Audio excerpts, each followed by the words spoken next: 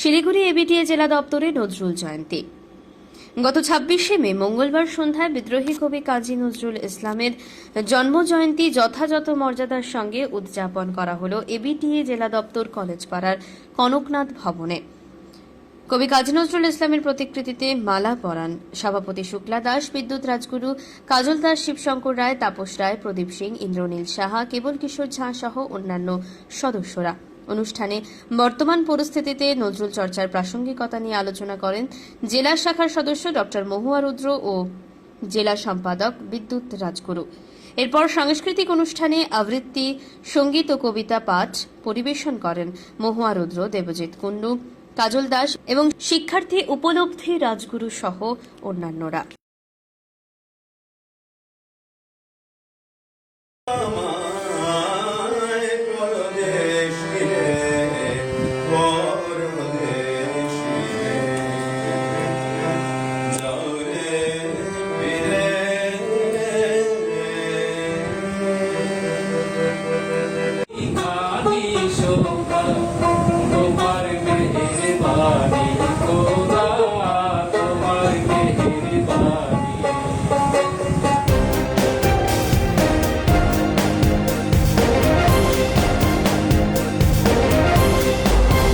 আমদরিয়া news, প্রান্তজনের কণ্ঠস্বর।